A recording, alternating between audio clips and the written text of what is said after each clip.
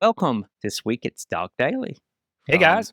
from the Shoals area. If you're an Alabama native, you should know Doc Dailey, that's for sure. Doc Dailey and Magnolia Devil. Well, I guess it still is. I'm going to use that as I get back out there again. I'm glad you mentioned that you're going to use that again. That's going to ask you pretty instantly about your music. You do have a new band lineup, right? It's all new people except for Susan Rowe. She's still singing with me, formerly Susan King. It's going to be kind of instead of a set lineup like it used to be, it's going to be kind of a who's available of who's who. A Just veritable warm 'em who's up. that. No, I'm just a veritable who's that of the Muscle Shoals music scene. But I understand. some of the people, they are in other bands or they may have pretty high profile jobs they need to travel for. So they can't do every little gig I book. But we're working right now on getting some backups for people so we can say yes more than we can say no.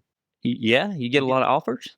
It happens. Seems like everybody wants you to come to different places on the same day often, which is very strange. But yeah, people have been contacting us more and more that we've been playing out. We had a string of shows here a few months ago, and we've been getting, I've been getting messages from all over the place. A lot of places we just simply cannot go yet, but Yeah. maybe it'll You be took a fun. little bit of a break, wouldn't you say?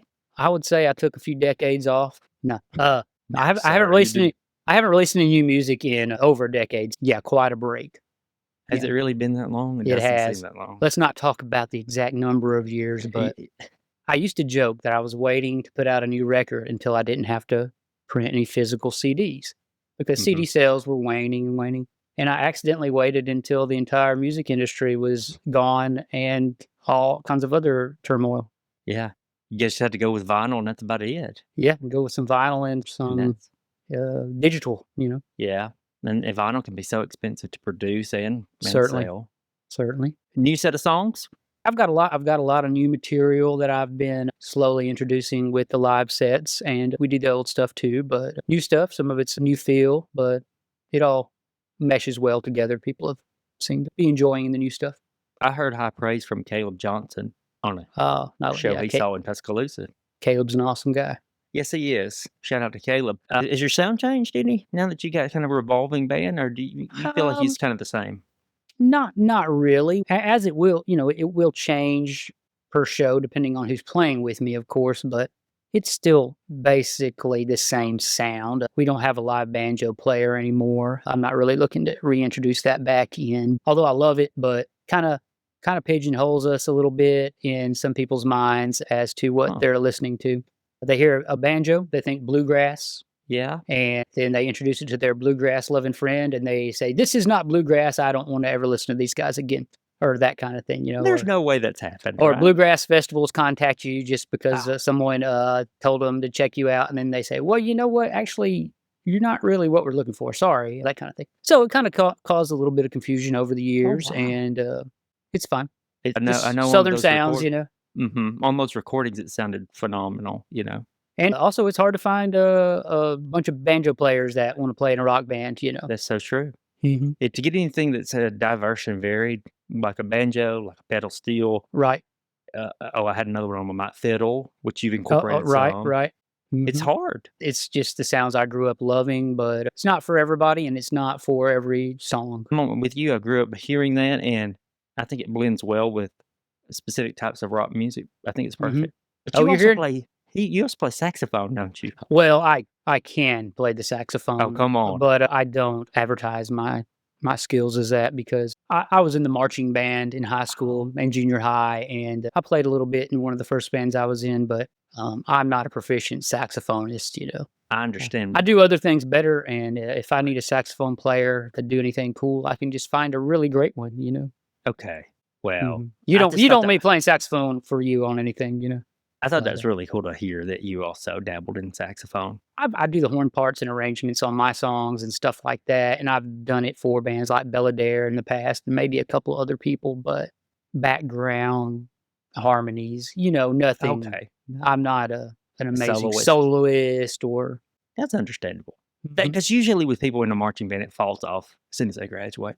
So that's Sure. really cool that you kinda can do it a little. Usually not a lot of money in that unless you wanna be a full-time busker.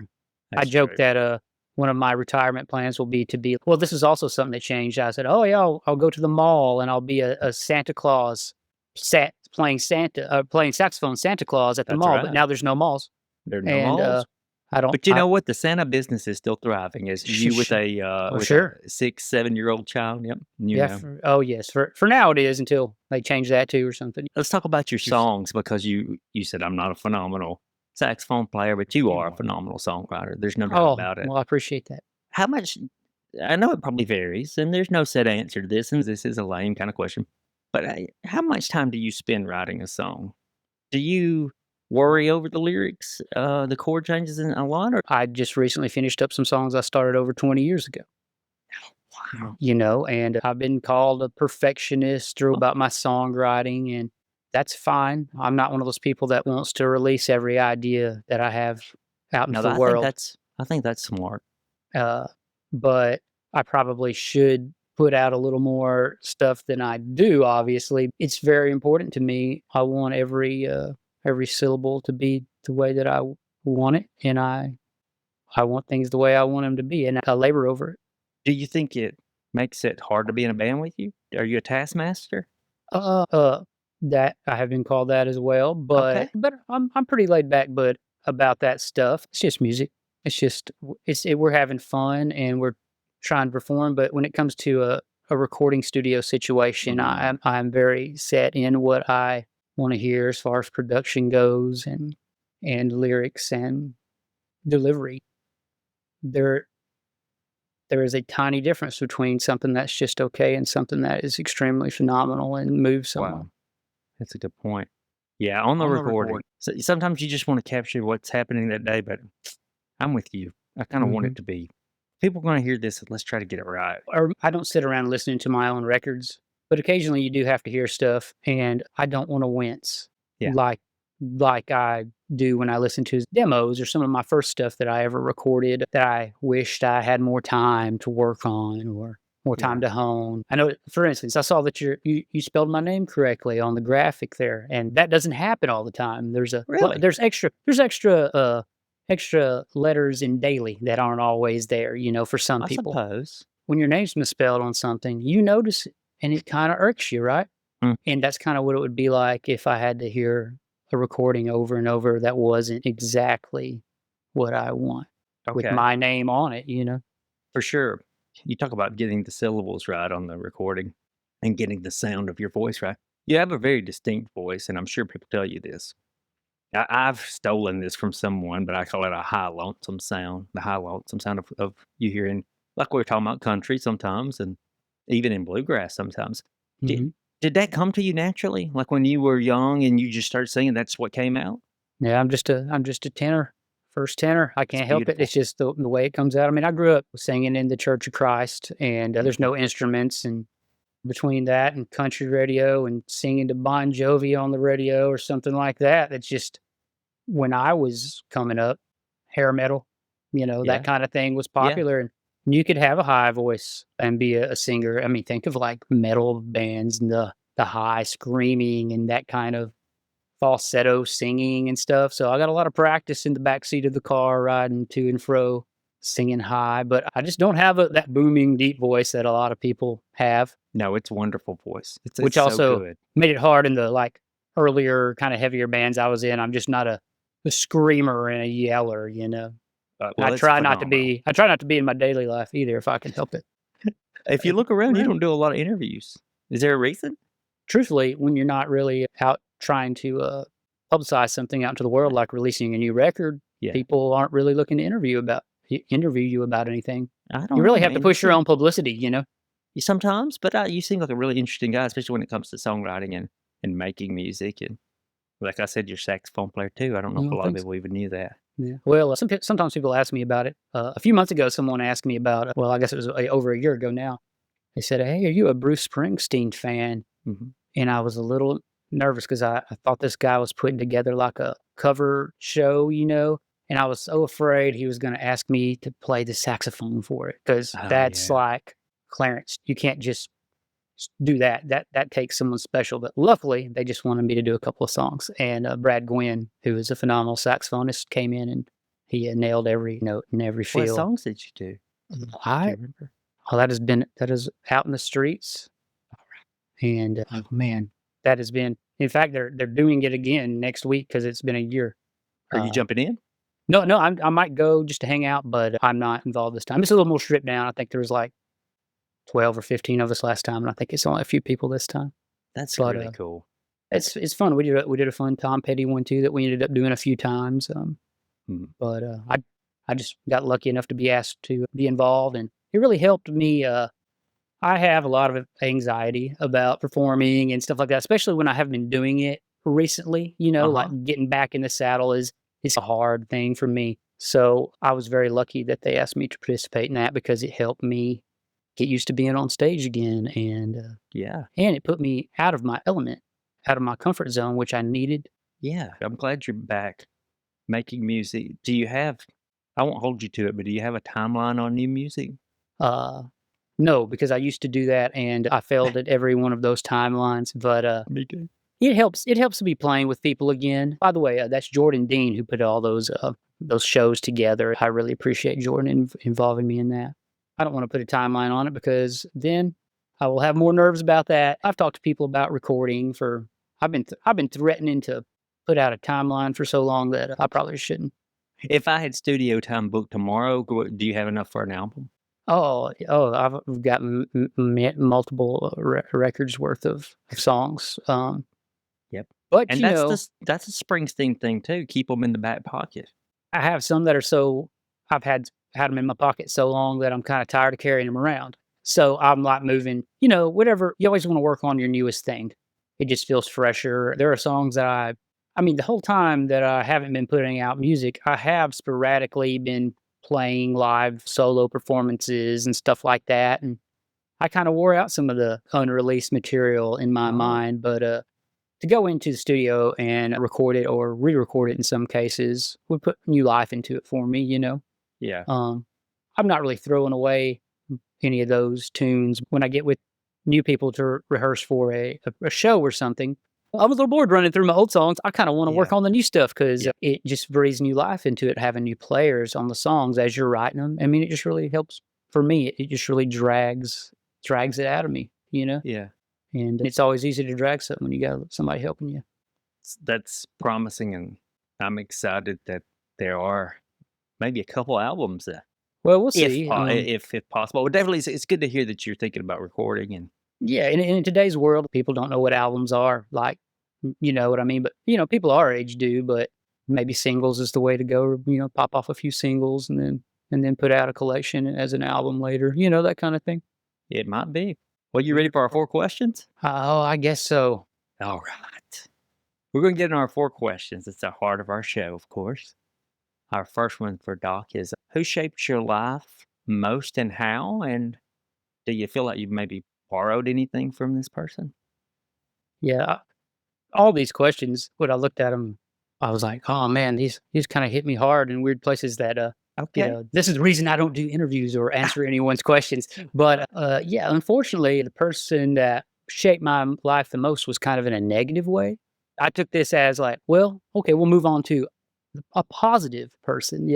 So yeah, and I have a song about this guy, and it's on my first EP I put out. But my late grandfather, Mondo Benson, and he has a weird name. He's Mondel, Mondel, or Wow. Mundel, as my grandmother would call him.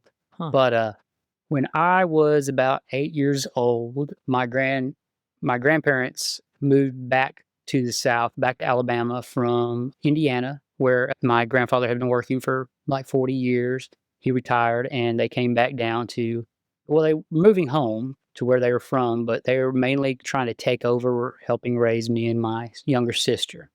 And just overnight, I had structure in my life that I had never had. My grandparents they were Great Depression children Mm. and my grandfather was in World War II in the Navy. And I was suddenly being raised by strict 1950s disciplinarian parents. Yeah. Like, that was the last time they raised children was in the 50s. Yeah. So in the 90s, that was a very hard change. Yes, it But was. there was no, like, they couldn't understand why I would watch the TV, and things like this because Wow. it was just a time waster, that kinda thing, like, Mhm. "You're sleeping your life away." I'm like, grandpa, it's 7:30 in the summertime, you know what I mean?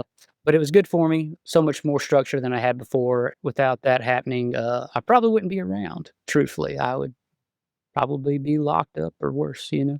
Wow. But I wouldn't know you, and I wouldn't be doing this interview for sure. My grandfather was very meticulous. He was an electrician by trade and a mechanic, and he taught me everything I know about fixing things and how to treat people and how to do things the right way so you don't have to go back and redo them and you don't ruin your stuff you worked so hard to purchase and your Mhm. machines and your cars. And he pretty much taught me everything I know about Yeah. Did everything, you know? Yeah. So, but you wanted to get a little bit away from the strictness in your own life? Well, after a while, we got used to each other. I got used to their strict rules and they got to know us.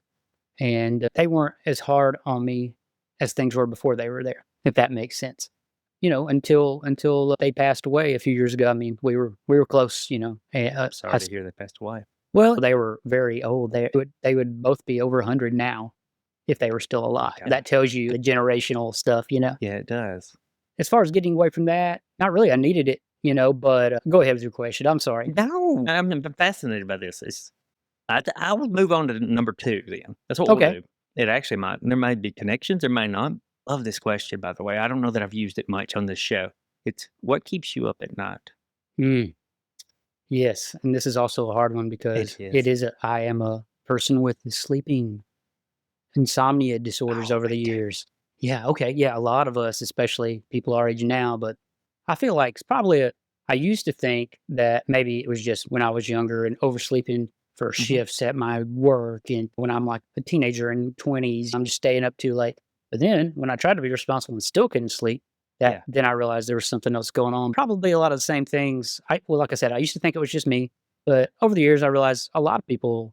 I mean, there's tons of memes about people laying in bed and thinking about something they said to someone in 3rd grade that Oh, they can't yeah. believe they're embarrassed about still and all these things. With me, I think I just have like an overactive mind that just runs Mhm. through stuff all the time, everywhere I've ever been, people I've met, you know, just never stops. So it's hard to get some rest sometimes. A lot of nights I go to sleep with earbuds in, listening to like a boring sounding monotonous podcast about history or something Okay. like that. Because if it's exciting or interesting at all, I'm just gonna stay there and listen to it all night, you know? Yeah. There's one specific podcast that I've listened to go to sleep so much that I can't listen to it on if I'm driving on the highway. Because the guys' voices, they're just so soothing to me. Sometimes I barely make it past their opening, spiel, like, I don't even hear what the topic of the podcast is because 'cause it'll just knock me out. Because 'cause I've trained my mind to when I hear their voices to just relax and That's tune really out, you cool, know? though. Sometimes it'll kick on when I'm driving on the highway and I have to hit skip or stop real quick because I'll last about 5 minutes before I start dozing off here, but You do a noise machine? I found that helps well, me we a have lot. that also. We started doing that when my son was a baby to Mhm. kinda help him, but we have an air purifier in our room that Mm. we run, but we turn it up high and loud Yeah. at night, and Yeah. it really helps. As a light sleeper, I can we have a bunch of, like, older furniture, and any change in humidity and those dressers are creaking and snapping and doing Really? things, and, oh, yeah, they'll wake me right up. It'll sound like someone's just walking across the bedroom, but it's just the dresser adjusting to the humidity Do change, you know? do you or your wife have a penchant for antique furniture or something? Not really. As family members pass away and they have cool stuff, sometimes it ends up in your house Sure. and it's hard to get rid of, especially if like you've been looking at it your whole life at your aunt's Yeah. house and it reminds you of her or that That's kind of thing. true. But we have some cool pieces. My wife specifically, her family, they had some good taste in cool 60s, you know, I guess they're vintage pieces now. That's But really we've got cool. some cool stuff. Nice. And she's an artist and she has a good eye for Y things. Yeah. It's a good moment to talk about Erin for a second. Do you Uh, wanna sure. point people in her direction? You can check out her stuff at Erin Daily Design, I believe, is her Instagram account. Mhm. But she's a visual artist, and she's been doing some shows, and she's been doing some speaking engagements. She did one at a museum down at Auburn near the university there a few months ago, and she had a show that was on display for almost 2 months during the holidays at the Rosenbaum Frank Lloyd Wright House in Florence. Nice. Um, That's great. and yeah. And Erin's a really sweet lady. Met her a couple times, and maybe we could have her on next summer. No, she would probably, be Think she would? terrified, but she would do it. Oh, Yeah. that's great. All right. Question 3 is, don't have to name names, but why is your best friend your best friend? Like, what is it that you think, you value or that they pull out of you and you enjoy?